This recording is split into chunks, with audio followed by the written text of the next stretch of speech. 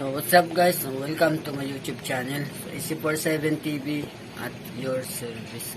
So today's video ay gagawa tayo ng ating ubing halaya. Ayan, tuturo ko po sa inyo step by step kung paano nga ba gumawa ng ubing halaya. So tama po yung mga narinig nyo mga kapatid. Bago yan, intro muna tayo.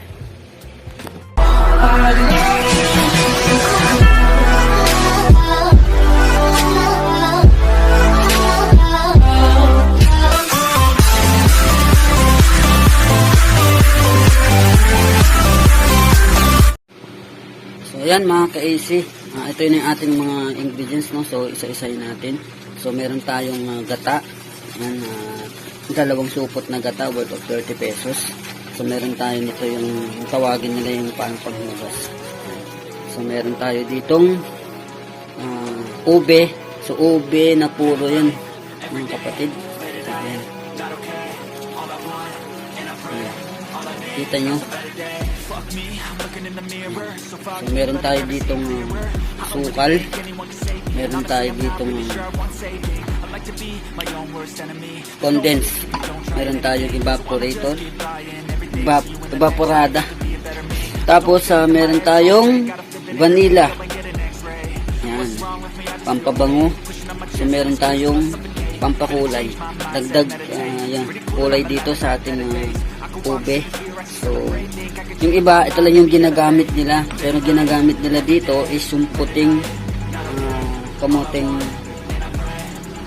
Ayan. So yung puti lang po. Yung sa atin po ay sa ayan, violet. Ayan, violet.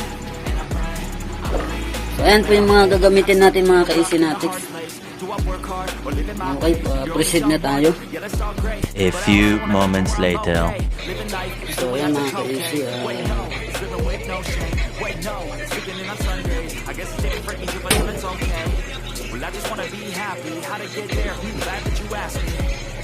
hugasan muna siya mabuti bago isa lang.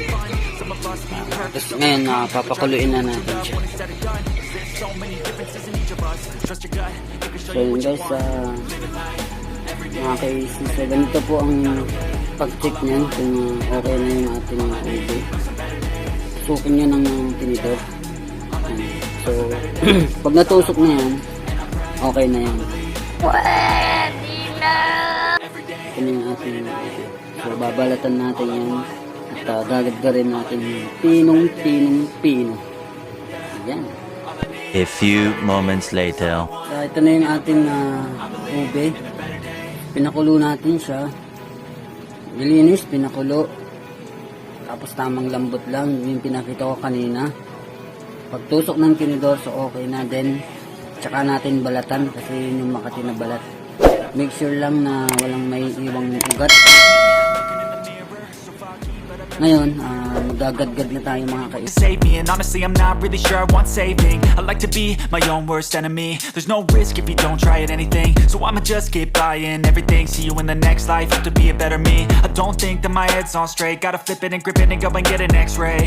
What's wrong with me? I just feel weight pushing on my chest and it squeezes till I suffocate. Better change my mindset, meditate. It's pretty cool that I'm alive and have better days. I could walk, see, hear, I should celebrate. Think I could change my mind, maybe elevate. Living life every day, late at night, not okay. All I want, and I pray, all I need are some better days.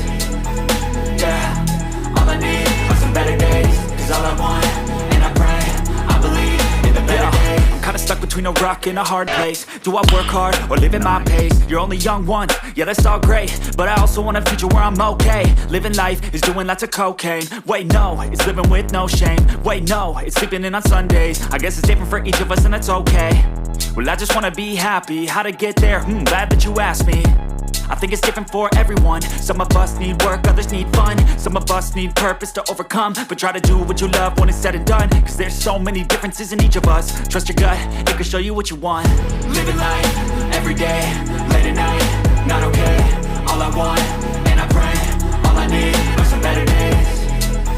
Yeah, all I need are some better days. Cause all I want, and I pray, I believe in the better days. Living life, every day, late at night, not okay. All I want, and I pray, all I need are some better days. all I need are some better days. Cause all I want, and I pray, I believe in the better days.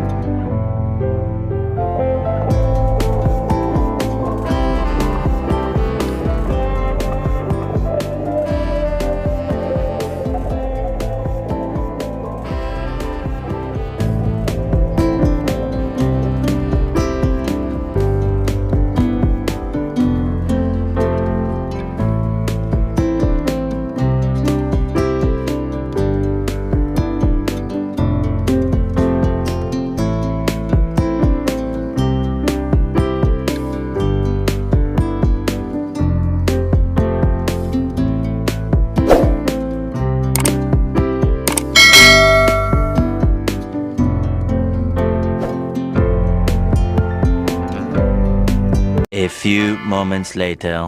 So yan mga KC Natics, so ito na yung ating 4 na kilo na ubi halaya. After natin ginadgad, ginamitan natin siya ng pinong strainer para po sigurado na walang makakalusot. At pinong-pino po yan. Simulan na natin ang proseso ng pagluluto. See you later mga ka-KC. So yan mga ka-KC, nilagay na natin yung ating 2 latang ibak. So yun, lalagay natin yung ating condense. Oh my God! Wow!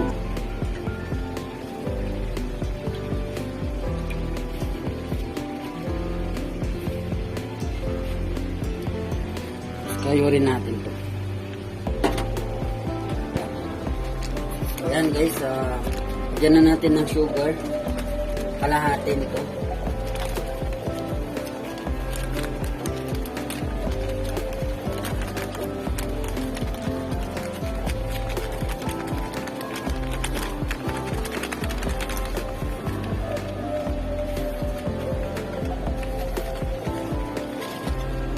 Okay.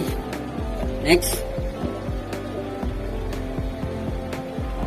Lagyan natin yung ating vanilla. Ito ba no?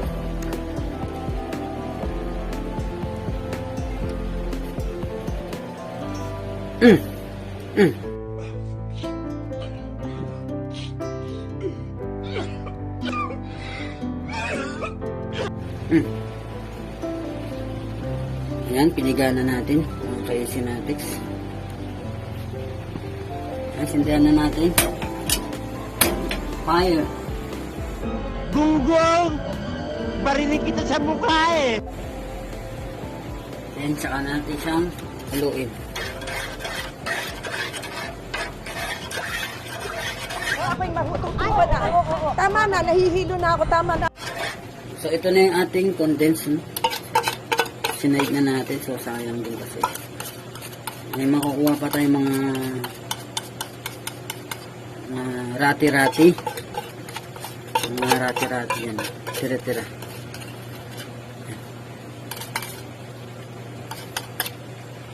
Pakuloy mo natin siyang saglit.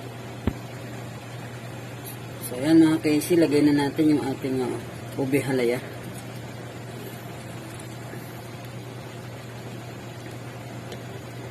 Oh my God!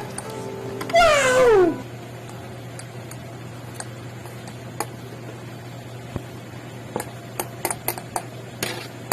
Yan.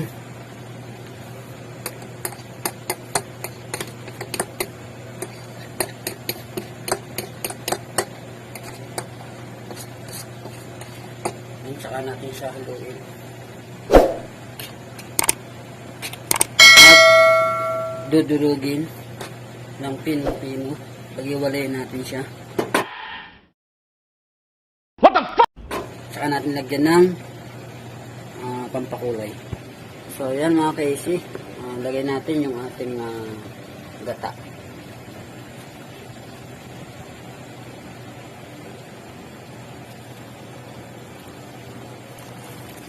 Bing, bing, bing, bing, bing, bing, bing.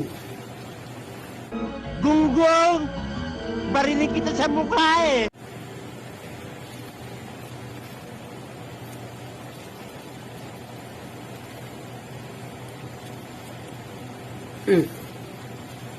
Yan yung ating mga gata.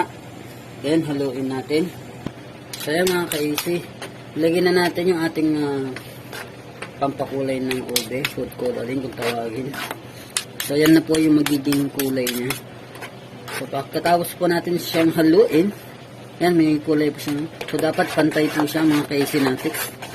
Yung nakikita nyo na to, ganyanin nyo lang yan mga ka-AC. Yan yung Nice. yun yung mga tira natin na mga nabuo. So, hanggang sa maluto po, hanggang sa magiging matunaw siya.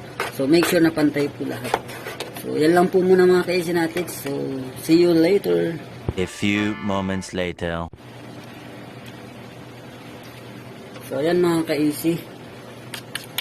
So, durog na po siya. Medyo mawala na po yung medyo sabaw ng konti. Lalagyan na po natin ng star margarine.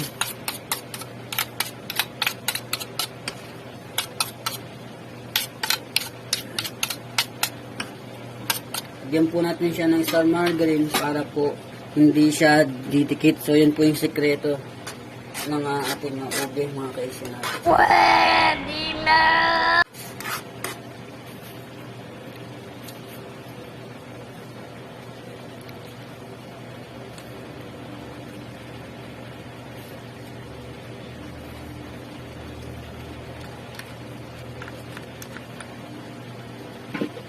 Saluin niya para di po siya dumikit kasi lumalapot po siya habang niluluto natin.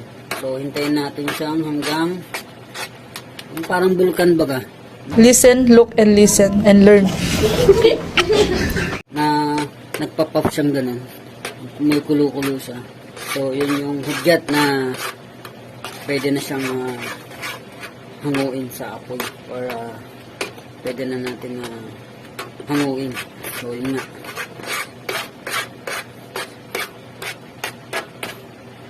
Ubusin yung isang so, kulang pa siya mga ka-easy. Lagyan pa natin ng star margarine. Lagyan na natin lahat siya. Ayan. Tapos yung apoy niya sa ilalim mga ka-easy. So, tama lang. Ayan.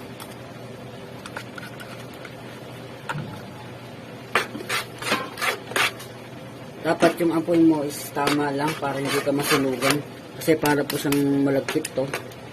Paano masabi? Masusunugan sa ilalim.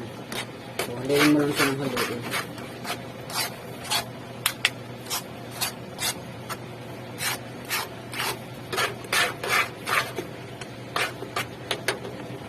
So, see you later mga ka-AC. Haluin lang muna natin ng maayos. Yan mga ka-AC. Hintayin na lang natin siyang natuyo ng maayos.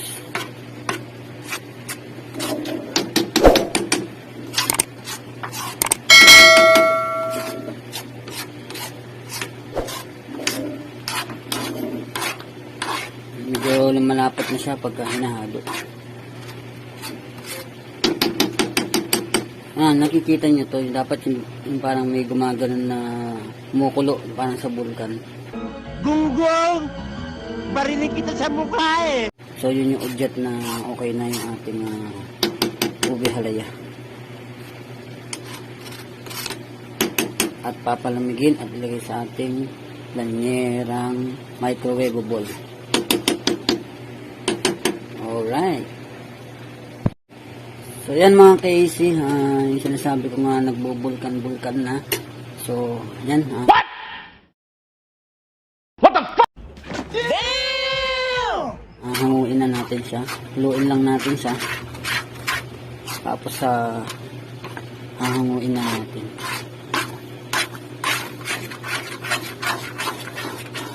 So kita nyo. Ayan yung ating ubeng halaya ni AC Nantics. Sana all.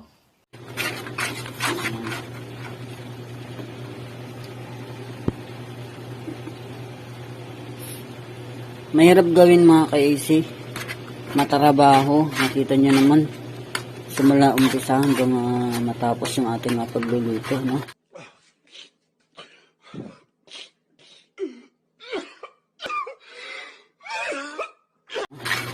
Ano yung procedure ng ubeng halaya. Paano nga ba gumawa ng ubeng halaya? So yan, ganyan po yung mga ka-AC. Matrabaho pero masarap. Ingredients pa lang. Pak na pak. Alright. So yan mga ka-AC. Ito na yung ating ubeng halaya. Ito yung huling niluto natin. So ito naman yung unang niluto natin. So, 2 kilo yan. Pinaghiwalay natin mga ka-AC. Same procedure lang naman din kung paano lutuin. Kaya dito tayo tumutok sa huling niluto natin.